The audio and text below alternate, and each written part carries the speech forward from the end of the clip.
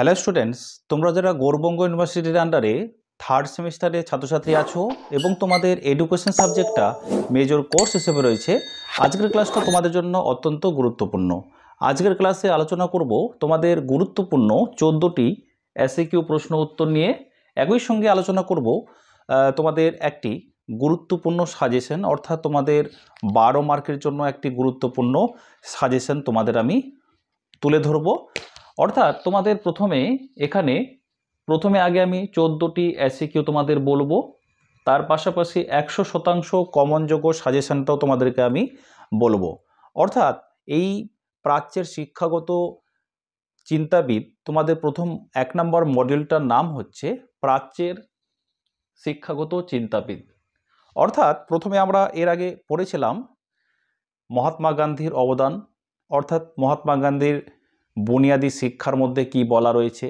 তো পাশাপাশি এটাও কিন্তু একই রকম, এখানে শুধুমাত্র মহান শিক্ষাবিদ বা মহান শিক্ষাবিদের অবদান, শিক্ষাগত দর্শন, শিক্ষা দর্শনের মধ্যে তাদের পাঠ্যক্রমের মধ্যে কি বলে গেছেন।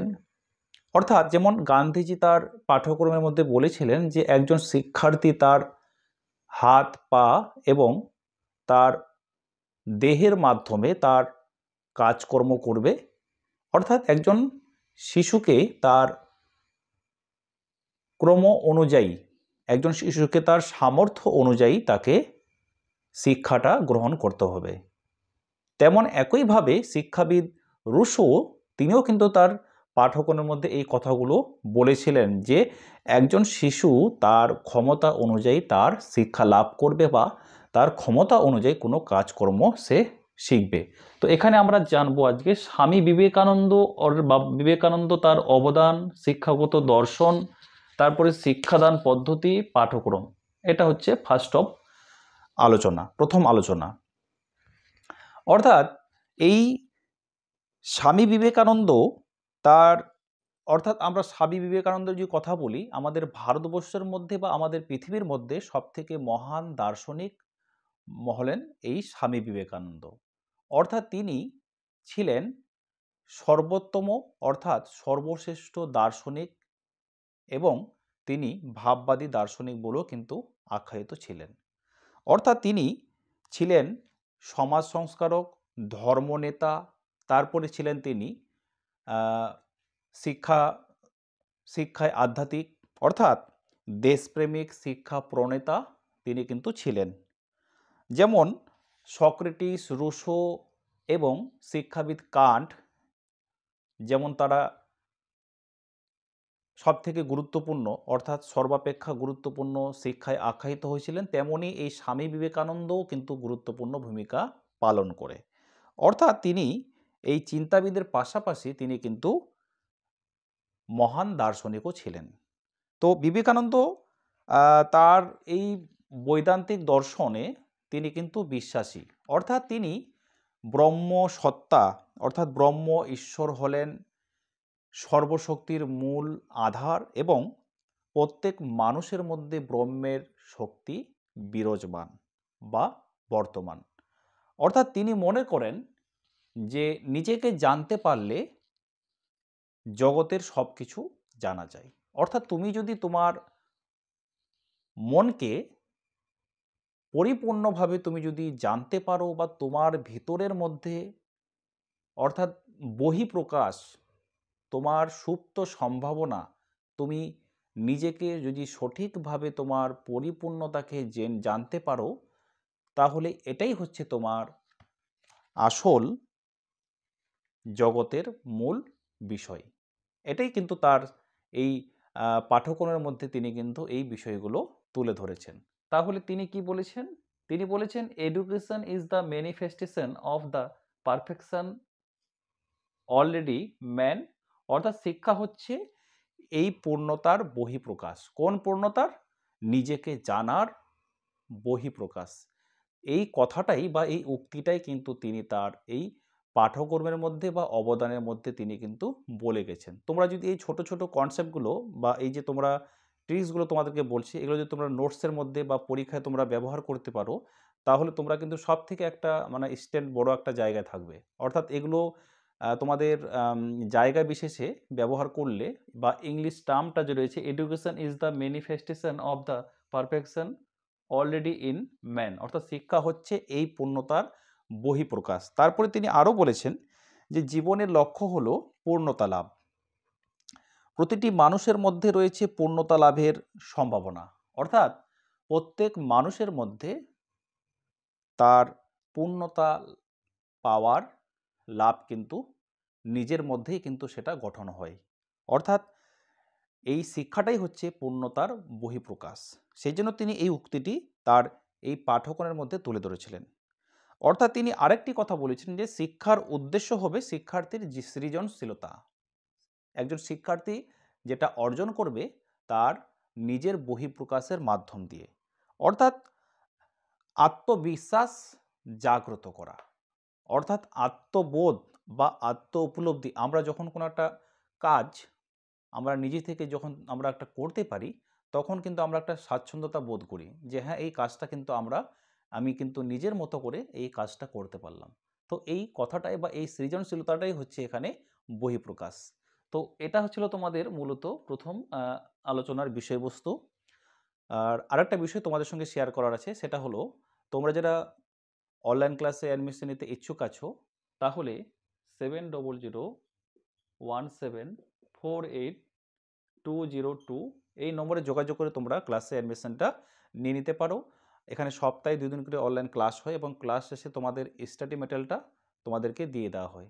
আরেকটা বিষয়, তোমরা যারা এরকম সাজেশন ভিত্তিক নোটস তোমরা সংগ্রহ করতে চাইছো, তাহলেও তোমরা এই যে স্ক্রিনে নাম্বারটা দেখতে পাচ্ছ, এই নম্বরে যোগাযোগ করে তোমরা সাজেশন ভিত্তিক তোমরা নোটসগুলো পারচেস করতে পারো। তো এই ছিল তোমাদের আজকের আলোচনার বিষয়। এবারে চলো তোমরা গুরুত্বপূর্ণ 14টি এসএকিউ প্রশ্ন, ওটা গুরুত্বপূর্ণ সাজেশনটা দেখে নাও। ও মডিউল 1 থেকে প্রাচ্যের শিক্ষাগত চিন্তাবিদের মধ্যে প্রথম প্রশ্নটা হচ্ছে, স্বামী বিবেকানন্দ কিভাবে আমাদের কাছে প্রাতঃস্মরণীয়? ভারতবর্ষ তথা পৃথিবীর মহান শিক্ষাবিদদের মধ্যে অন্যতম হলেন স্বামী বিবেকানন্দ।